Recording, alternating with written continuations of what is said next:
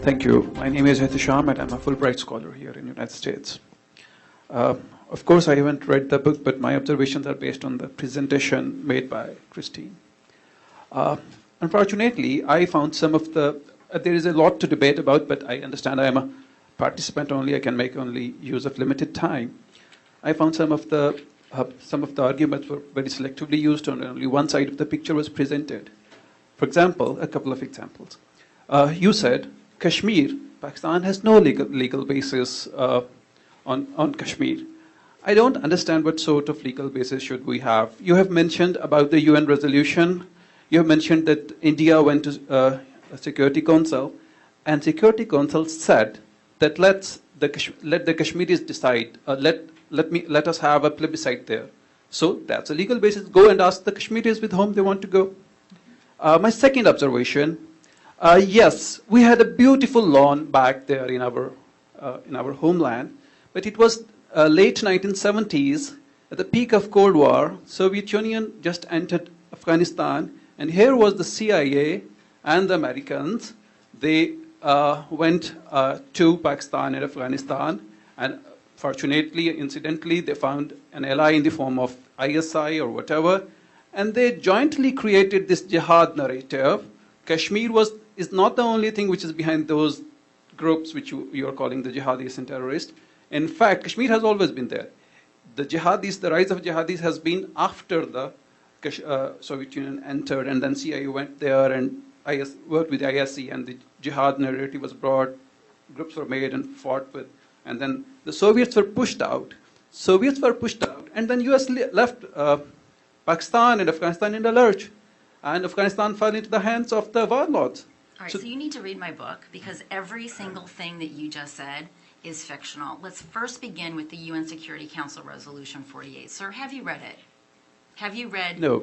Okay, so the first thing I'm going to encourage you to do is go on to the UN Security Council's website and read that fabulous resolution that every Pakistani points to, but which not a single one has read. I also then want you to take the actual version from the UN Security Council, and then I want you to compare that to the claims made by Pakistan's permanent representation to the UN. And you're going to understand your confusion, sir. So the resolution is actually very clear. There are 3 steps. They were sequential and they were conditional. The very first step was that Pakistan was supposed to demilitarize to the satisfaction of this UN body that was to be established. Then, conditional upon the UN being so satisfied with this demilitarization, India was also supposed to demilitarize with a presence being permitted to defend itself against Pakistani aggression.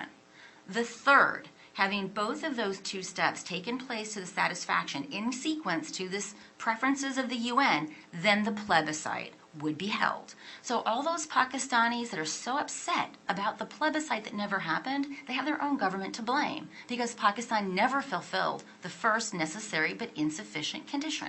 So I'm going to encourage you to actually read that before you ever make such a fool of yourself again by presenting it in public, right? So just do yourself a favor by reading the darn thing. Second, I want you to also learn a little bit about your country's Afghanistan policy. Sir, do you know that it was Zulfikar Ali Bhutto that began the ISI cell in Afghanistan? That in fact it was Zulfikar Ali Bhutto who began setting up what became the 7 Donkeys before the Soviet Union even crossed the Amu Darya. Did you know this, sir? No. I want you to answer my question. Did you know this, sir? No. Okay, so this idea that somehow the United States used Pakistan in some sort of some sort of effort to dispel the Soviets is completely an incorrect reading of your own history.